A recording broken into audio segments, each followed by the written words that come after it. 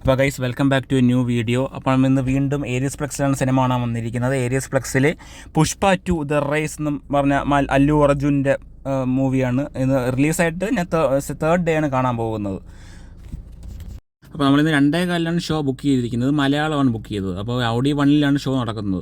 അപ്പോൾ ഇതിന് മുമ്പത്തെ വീഡിയോയിലൊക്കെ തന്നെ ഞാൻ വേട്ടയനും ബൊഗൈൻ വില്ല ഗോട്ടും ഒക്കെയാണ് ഏരിയസ് പ്ലക്സിൽ ഒന്ന് ഞാൻ കാണിച്ചിട്ടുള്ളത്, എൻ്റെ റിവ്യൂ ഒക്കെ എടുത്തിട്ടുള്ളത്. അതുപോലെ തന്നെ ഞാൻ ഈ വേട്ടയനാണ് ഓഡി 1-ലിരുന്ന് കണ്ടത്. അപ്പോൾ ഇന്ന് ഞാൻ ഓഡി 1-ലിരുന്നാണ് പുഷ്പ 2 ബുക്ക് ചെയ്തിരിക്കുന്നത്. അപ്പോൾ ഞാൻ ഒന്ന് തിയേറ്ററിൻ്റെ അകത്ത് കയറിയിട്ട് ബാക്കി വിശേഷങ്ങളൊക്കെ പറയാം. അതുപോലെ തന്നെ എന്നെ ഈ സിനിമ കണ്ടിട്ട് എൻ്റെ ഒരു ഒപ്പീനിയൻ കൂടെ ഞാൻ പറയും ഈ മൂവിയുടെ. അപ്പോൾ ഗൈസ് ഞാൻ ഫസ്റ്റ് ഡേ ആണ് ഈ സിനിമ ബുക്ക് ചെയ്തിരുന്നത് തന്നെ. പക്ഷേ എന്തോ ഞാൻ പിന്നെ വിചാരിച്ചു 2-3 ദിവസം കഴിഞ്ഞിട്ട് കണ്ടാൽ മതി. അപ്പോൾ ഞാൻ ഇന്ന് സിനിമ ഇറങ്ങിയിട്ട് ഞാൻ തേർഡ് ഡേ ആണ് കാണാൻ പോകുന്നത്. അപ്പോൾ ഇനി ഏരിയസ് പ്ലസിൻ്റെ അകത്ത് കയറിയിട്ട് ബാക്കി വിശേഷങ്ങളൊക്കെ പറയാം. അപ്പോൾ ഗൈസ് ഇതാണ് ടിക്കറ്റ് വരുന്നത്. ഞാനും എൻ്റെ ഒരു ബെസ്റ്റ് ചങ്കും കൂടെയാണ് ഈ സിനിമ കാണാൻ വന്നിരിക്കുന്നത്. 2 ടിക്കറ്റ് 2:15 ഷോ. അപ്പോൾ ഗൈസ് നമ്മളിവിടെ നേരത്തെ വന്നതുകൊണ്ട് തന്നെ ഷോ നടക്കുന്നേ ഉള്ളൂ. രാവിലത്തെ മോർണിംഗ് ഷോ നടത്തിയിരുന്നേ ഉള്ളൂ. അപ്പോൾ ഇവിടെ ആളുകൾ ഇവിടുത്തെ വെയിറ്റ് ചെയ്താൽ മതി, ഷോ കഴിഞ്ഞിട്ട് നിങ്ങളെ കയറ്റുള്ളൂ പറഞ്ഞു. അപ്പോൾ നമുക്ക് ഇനി ഇവിടെ വെയിറ്റ് ചെയ്യാം, അല്ല പിന്നെ എന്ത് ചെയ്യാൻ പറ്റും. നമ്മൾ ഈ ഷോ തുടങ്ങണേ 2:15-ലാണ് ഷോ തുടങ്ങുന്നത്. അതിന് ഒരു 1 മണിക്കൂർ മുമ്പേ നമ്മളിവിടെ എത്തി. അപ്പോൾ ഞാൻ കഴിഞ്ഞ വീഡിയോയിലാണെങ്കിൽ വേട്ടയൻ കാണാൻ വന്നപ്പോൾ ഇവിടെ ഗോൾഡിലായിരുന്നു, ഗോൾഡ് സീറ്റിലാണ് സീറ്റ് ബുക്ക് ചെയ്തത്. പക്ഷേ ഇന്ന് ഞാൻ വെറൈറ്റിക്ക് എക്സിക്യൂട്ടീവാണ് ബുക്ക് ചെയ്തത്. എൻ്റെ റേറ്റ് വരുന്നത് 160 റുപ്പീസാണ് വരുന്നത്. ഗോൾഡ് എക്സിക്യൂട്ടീവും വെച്ച് നോക്കുമ്പോൾ രണ്ടും ഒരേ കാറ്റഗറി സീറ്റ്, അല്ലാതെ വേറെ ഒരു കുറവും നമുക്ക് തോന്നുന്നില്ല. രണ്ടും ഒരേ ടൈപ്പുള്ള കുഷനിങ്ങും അല്ല, നമുക്ക് കംഫർട്ടബിളായിട്ട് ഇരിക്കാൻ പറ്റുന്ന സീറ്റുകളാണ് ഇവിടെ എക്സിക്യൂട്ടീവിലും ഗോൾഡിലും കൊടുത്തിട്ടുള്ളത്. അതുപോലെ തന്നെ ഇവിടെ 3 കാറ്റഗറി സീറ്റ്സ് ഉണ്ട്. ഒന്നും കൂടെ ആകുമ്പോൾ പ്ലാറ്റിനം സീറ്റ്, അത് 480 റുപ്പീസാണ് വരുന്നത്. അത് നമുക്ക് റിക്ലൈനേഴ്സാണ് വരുന്നത്. ഗൈസ് ഇതിൻ്റെ തൊട്ടടുത്ത് തന്നെ നമുക്കിത് കഫറ്റീരിയ വരുന്നുണ്ട്. നമുക്കിത് പോപ്കോണ് 3 തരം ഫ്ലേവേഴ്സ് ഉണ്ട്. നമുക്കിത് മീഡിയം വരുന്നത് 150 രൂപയും ലാർജ് 240. നമുക്ക് രണ്ടിലും എല്ലാ ഫ്ലേവറിലും മിക്സ്ഡ് അവൈലബിൾ ആണ്. നമുക്ക് മിക്സ് ഫ്ലേവർ എടുക്കാൻ പറ്റും, അല്ല ഒരു സെയിം റേറ്റ് തന്നെ. അതുപോലെ തന്നെ തൊട്ടടുത്ത് സ്നാക്സ് ഒക്കെ ഉണ്ട്. സ്നാക്സും പഫ്സ് അങ്ങനത്തെ സംഭവങ്ങളെല്ലാം നമുക്ക് പ്രൈസ് അഫോർഡബിൾ റേറ്റ് ആണ്. നമുക്ക് ബാക്കിയുള്ള തിയേറ്ററിൽ വെച്ച് അപേക്ഷിച്ച് നോക്കുമ്പോൾ ഇവിടെയാണ്, ഈ തിയേറ്ററിലാണ് കുറച്ചും കൂടി അഫോർഡബിൾ ആയിട്ടുള്ള സ്നാക്സ് ഈ പഫ്സൊക്കെ കൊടുക്കുന്നുള്ളത്. നമ്മളിതാ തിയേറ്ററിൻ്റെ അകത്ത് കയറി, ആരും വന്നിട്ടില്ല. നമ്മളാണ് ആദ്യം കയറിയത് തന്നെ. അപ്പോൾ നമ്മളിതാ എക്സിക്യൂട്ടീവ് സീറ്റിലാണ് ബുക്ക് ചെയ്തിരിക്കുന്നത്. എക്സിക്യൂട്ടീവ് ജെ സെക്ഷൻ സീറ്റാണ്, J25-26 ആണ് സീറ്റ് കൊടുക്കുന്നത്. നമുക്ക് ഈ ഒരു തിയേറ്ററിനെ പറ്റി പറയുകയാണെങ്കിൽ കേരളത്തിൽ തന്നെ ഏറ്റവും നമ്പർ 1 തിയേറ്റർ ലിസ്റ്റിൽ ഏറ്റവും ഒന്നാമത് നിൽക്കുന്ന ഒരു സ്ക്രീനാണ്. തിരുവനന്തപുരംകാരുടെ ഏറ്റവും ബെസ്റ്റ് തിയേറ്റർ ഏതാണെന്ന് ചോദിച്ചാൽ അവർ പറയും ഏരിയസ് പ്ലക്സിലെ OD 1 എന്ന് പറഞ്ഞ സ്ക്രീനാണ്. ഇവിടുത്തെ ഏറ്റവും മികച്ച സ്ക്രീൻ എന്ന് പറഞ്ഞാൽ OD 1. ഇവിടെ ഇരുന്ന് ഓരോ സിനിമ ആസ്വദിക്കുന്ന ഫാൻസ് വരുന്നുണ്ട്. ഈ OD 1-ൻ്റെ തന്നെ കുറേ ആൾക്കാർ ഫാൻസ് ആയിട്ടുണ്ട്. ഓരോ സിനിമകൾ ഫസ്റ്റ് ഡേ തന്നെ ഈ സ്ക്രീനിൽ വന്ന് കാണുന്നവരും ഉണ്ട്. അപ്പോൾ വീണ്ടും ഏറ്റവും ഭീമാകരമായിട്ടുള്ള OD 1-ൽ തന്നെയാണ് സീറ്റ് ബുക്ക് ചെയ്തിരിക്കുന്നത് തന്നെ. അപ്പോൾ എൻ്റെ പ്രൊജക്ഷൻ പറയുകയാണെങ്കിൽ RGB ലേസർ ലൈറ്റാണ് പ്രൊജക്ഷൻ വരുന്നത്. അതുപോലെ തന്നെ ഇതിനകത്തൊക്കെ 3D മൂവീസൊക്കെ ഇരുന്ന് കാണണം. കിടിലം ക്ലാരിറ്റി, എന്ത് പറയാം, നമുക്ക് 3D സിനിമ കാണേണ്ട ഒരു ബുദ്ധിമുട്ട് ഈ തിയേറ്ററിൽ കാണുമ്പോൾ ഇല്ല. ഇവിടുത്തെ വിഷ്വൽ ക്വാളിറ്റിയൊക്കെ ഗംഭീരമാണ്. അപ്പോൾ ഇനി സിനിമ കണ്ടിട്ട് ബാക്കി കാര്യം പറയാം. നമ്മൾ നേരത്തെ വന്നുകൊണ്ട് തന്നെ ഇവിടെ പരസ്യം ഒക്കെ ഇട്ട് തുടങ്ങിയിട്ടുള്ളൂ. പരസ്യം ഈ മ്യൂസിക് പാട്ടൊക്കെ ഇട്ട് തുടങ്ങിയതേ ഉള്ളൂ. അപ്പോൾ 2 മണി 2:15 ആകുമ്പോഴേ ഷോ തുടങ്ങുള്ളൂ. അപ്പോൾ നമുക്ക് ഇനി സിനിമ കണ്ടിട്ട് ബാക്കി ഇൻ്റർവെല്ലിൽ ബാക്കി കാര്യം പറയാം.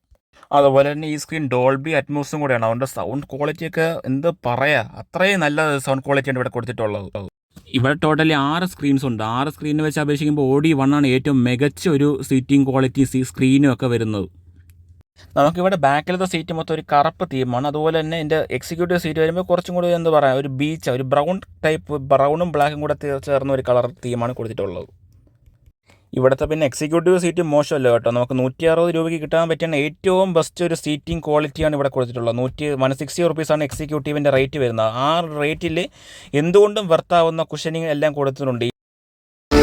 സിനിമ സ്റ്റാർട്ട് ചെയ്യാൻ തുടങ്ങിയിട്ടുണ്ട്. ഏരിയസ് പ്ലസിൻ്റെ ലോഗോ ഒക്കെ രീതിയിൽ കാണിക്കുന്നുണ്ട്. അപ്പോൾ നമുക്ക് ഇൻ്റർവെൽ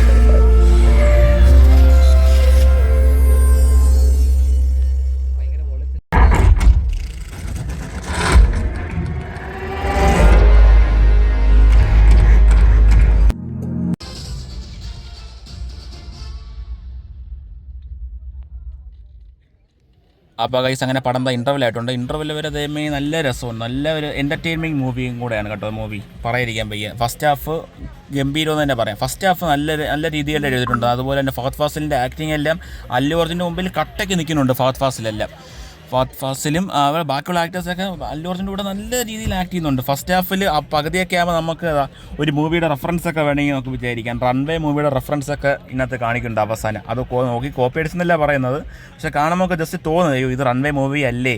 ആ ഒരു എന്താ ഈ ഒരു ഇത് ചന്ദനക്കടത്തൊക്കെ സീനല്ലേ, അപ്പോൾ നമുക്ക് അത് കാണുമ്പോൾ വിചാരിക്കും ഇത് റൺവേ മൂവിയിൽ നിന്ന് അതുപോലെ നമുക്ക് ഇൻസ്പയർ ചെയ്ത് എടുത്തിട്ടല്ലേ എന്നൊക്കെ ചിലപ്പോൾ തോന്നാം. അപ്പോൾ കഴിച്ച് നമ്മൾ നമുക്ക് ഇനി ഇൻ്റർവെല്ലല്ലേ, അപ്പോൾ കുറച്ച് പോക്കോണൊക്കെ വാങ്ങിച്ചിട്ട് ബാക്കി കാര്യം നോക്കാം. പടം 3.5 മണിക്കൂർ ഉണ്ടോണ്ട് തന്നെ നമുക്ക് നല്ല രീതിയിൽ വിശക്കും കുറച്ചൊക്കെ കഴിയുമ്പോൾ. അതുകൊണ്ട് ഇൻ്റർവെല്ല ഒരാൾ പോലും വാങ്ങിക്കാതിരിക്കില്ല. പോക്കോണൊന്ന് എന്തെങ്കിലും ഒന്ന് കഫറ്റീരിയ പോയി വാങ്ങിക്കുക. അപ്പം നമ്മളെന്താ പോക്കോൺ പോയി വാങ്ങിക്കാൻ പോവുകയാണ്. പടത്തിൻ്റെ മിക്സഡ് റിവ്യൂ ഉണ്ടായിട്ട് പോലും ഇത്രയും ആൾക്കാർ ഉച്ചക്കത്തെ ഷോ തന്നെ ആൾക്കാർ കാണാൻ വരുന്നുണ്ട്. അപ്പോൾ നമ്മളിതാ പോപ്കോൺ മിക്സഡാണ് വാങ്ങിക്കുന്നത്. ഞാൻ നോർമലും ചീസ് മിക്സ്ഡാണ് വാങ്ങിക്കുന്നത്. ലാർജ് 240 രൂപ. ഇതും ഒരു ഫ്രൂട്ടിയും കൂടെയാണ് ഞാൻ വാങ്ങിക്കുന്നത്. രണ്ടിനും കൂടെ 300 രൂപയും. ഫ്രൂട്ടിക്ക് തന്നെ നല്ലൊരു വിലയുണ്ട് ഇവിടെ തിയേറ്ററിലല്ലേ വിൽക്കുന്നത്. അപ്പോൾ അത്യാവശ്യം അവരും കൂടെ 20 രൂപയെങ്കിലും പെർ സാധനത്തിന് കൂട്ടി വാങ്ങിക്കുക അവർ. അപ്പോൾ നമ്മൾ പോപ്കോണും ഫ്രൂട്ടിയും വാങ്ങിച്ചുകൊണ്ട് വേണ്ട നമ്മൾ ഡയറക്റ്റ് സ്ക്രീനിൻ്റെ അകത്തോട്ട് കയറുകയാണ്. കണ്ടില്ലേ, നല്ല ആളുണ്ട് കേട്ടോ. ഉച്ചയ്ക്കത്തെ 2:15 ഷോ ആയിട്ട് പോലും തന്നെ ഇത്രയും ആൾക്കാരുണ്ട്. മിക്സഡ് റിവ്യൂ ആയിട്ട് പോലും ഈ മൂവിക്ക് നല്ല ആൾക്കാരുണ്ട്. അപ്പോൾ നമ്മളിത് സെക്കൻഡ് ഹാഫും കൂടെ കണ്ടിട്ട് ബാക്കി കാര്യം പറയാം. സെക്കൻഡ് ഹാഫാണ് ആൾക്കാർ പറയുന്നത് വലിയ ഒരു ഗുമ്മില്ല, ഭയങ്കര ശോകം എന്നൊക്കെ സെക്കൻഡ് ഹാഫാണ് പറയാറുള്ളത്. സെക്കൻഡ് ഹാഫ് കണ്ടവരെല്ലാം പറയുന്ന അയ്യോ ഫസ്റ്റ് ഹാഫിൻ്റെ അത്ര പോലും ഇല്ല. പക്ഷേ നമ്മൾ പുഷ്പ 1 വെച്ച് കമ്പയർ ചെയ്യാനേ പാടില്ല. പുഷ്പ 1 എന്നൊരു വേറെ ലെവല്. അത് വെച്ച് ഈ മൂവി കമ്പയർ ചെയ്യുമ്പോൾ നമുക്ക് കുറച്ച് ഡിസപ്പോയിൻറ്റിങ് ആയിരിക്കും. അതുപോലെ എൻ്റെ ഫസ്റ്റ് ഹാഫ് കിട്ടില്ല, പറയാതിരിക്കാം. ഫസ്റ്റ് ഹാഫ് കിട്ടില്ല. സെക്കൻഡ് ഹാഫ് ഇനി കണ്ടിട്ട് ഞാൻ പറയാം എങ്ങനെയാണ് ഉള്ളതെന്നൊക്കെ. ബാക്കി കാര്യങ്ങൾ സെക്കൻഡ് ഹാഫിൽ ഞാൻ പറയാം. ഫസ്റ്റ് ഹാഫ് എന്തായാലും എനിക്കിഷ്ടപ്പെട്ടു. അയ്യോ അങ്ങനെ ഗൈസ്, ആ പടം സെക്കൻഡ് ഹാഫും കഴിഞ്ഞിരിക്കുന്നതാ. ഇനി അടുത്ത തേർഡ് പാർട്ടും കൂടെ ഉണ്ടെന്നാണ് കാണിക്കുന്നത്. സെക്കൻഡ് ഹാഫ് വൻ ശോകം. നമ്മൾ ഫസ്റ്റ് ഹാഫ് വെച്ച് കമ്പയർ ചെയ്യുമ്പോൾ സെക്കൻഡ് ഹാഫിൽ ഒന്നുമില്ല. വെറുതെ വലിച്ച് നീട്ടാൻ വേണ്ടി കുറേ ഫൈറ്റ് സീനുകളും പാട്ടുകളും കുത്തിക്കയറ്റിയ പോലെയാണ് എനിക്ക് തോന്നിയിട്ടുള്ളത്. എന്ത് ദൈവമേ, ആൾക്കാരൊക്കെ കിടന്ന് ചിരിക്കുകയായിരുന്നോ കരയാണോ എന്നൊന്നും മനസ്സിലാവില്ല. കുറേ കൂക്കി വിളികളൊക്കെ കേട്ടിട്ടുണ്ട്. സെക്കൻഡ് ഹാഫ് വൻ ശോകം തന്നെ പറയാം. ഈ മൂവി എന്താ പറയുക, ഫസ്റ്റ് ഹാഫ് കുഴപ്പമില്ല. പിന്നെ അല്ലു അർജുൻ്റെ ആക്ടിങ് കൊള്ളാം, ഫസ്റ്റ് ഹാഫിലെ കൊള്ളാം. പക്ഷേ സെക്കൻഡ് ഹാഫൊക്കെ ആയപ്പോൾ അയ്യോ കുറേ ഒരു ഡാൻസൊക്കെ ഉണ്ട്. ക്ലൈമാക്സിലൊരു ഫൈറ്റ് സീനുണ്ട്. അയ്യോ ക്ലൈമാക്സ് അടുക്കാറൊക്കെ ആകുമ്പോൾ ഒരു ഫൈറ്റ് സീനുണ്ട്. സഹിക്കാൻ പറ്റൂല. കുറേ സീനൊക്കെ ട്രിം ചെയ്ത് കളയായിരുന്നു. അതൊന്നും കളയാതെ എല്ലാം കട്ട് ചെയ്യാതെ ചുമ്മാ കുറേ 3.5 മണിക്കൂർ ലെങ്ത്ത് കൂട്ടാൻ വേണ്ടി ഉണ്ടാക്കി വെച്ച പോലെയാണ് എനിക്ക് സെക്കൻഡ് ഹാഫ് തോന്നിയത്. എന്താ പറയുക, ഇത്രയും ലെങ്ത്തിൻ്റെ ഒരു ആവശ്യമില്ല. 2.75-3 മണിക്കൂറിൻ്റെ ഈ സിനിമ തീർക്കായിരുന്നു. ഇനി അടുത്ത പാർട്ട് 3 ഇനി എന്താവുമോ എന്തോ. ഇതുപോലെ തന്നെ ഈ ഹൈപ്പ് കൊടുക്കുന്ന സിനിമകളെല്ലാം നമുക്കൊരു ഡിസപ്പോയിൻറ്റിംഗ് ആണ് നമുക്ക് തോന്നിയിട്ടുള്ളത്. പക്ഷേ ഈ സിനിമ കൺഗോ പോലെ ഫുള്ളി ഡിസപ്പോയിൻറ്റഡ് അല്ല. നമുക്കൊരു ആവറേജ് മൂവിയാണ്. നമുക്ക് ഫസ്റ്റ് ഹാഫ് നല്ല ഗംഭീരമാണ്. ഫഹദ് ഫാസിലിൻ്റെ ആക്ടിങ് എല്ലാം കൊള്ളാം. അതുപോലെ തന്നെ സെക്കൻഡ് ഹാഫാണ് കുറച്ച് ഷോക്കായിട്ടുള്ളത്. ഞാൻ പറഞ്ഞില്ലേ, സീരിയലിൽ തോറ്റു എന്ന് പറയാം. ഏഷ്യാനിൽ ടെലികാസ്റ്റ് ചെയ്യുന്ന സീരിയൽ പോലെ ഇത്ര ടെലികാസ്റ്റ് ചെയ്യുന്നുണ്ട്. പക്ഷെ അത്ര തന്നെ ഫസ്റ്റ് വേറെ ഒന്നുമില്ല. വലിയ കൺഗുവ പോലെ വലിയ ദുരന്തമൊന്നും പറയാൻ പറ്റുന്നില്ല. നമുക്ക് കണ്ടിരിക്കാൻ പറ്റുന്ന ഒരു മൂവി തന്നെ.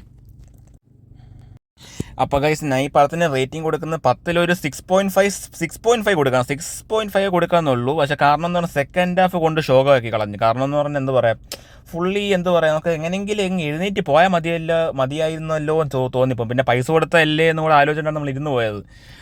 ഞാൻ പിന്നെ പറഞ്ഞ പോലെ തന്നെ പുഷ്പ 1 വെച്ച് ഈ മൂവി കമ്പയർ ചെയ്യാനേ പറ്റത്തില്ല. പുഷ്പ 1 വേറൊരു ലെവല്. അതിൻ്റെ സൈഡിൽ പോലും ഈ മൂവി വരൂല.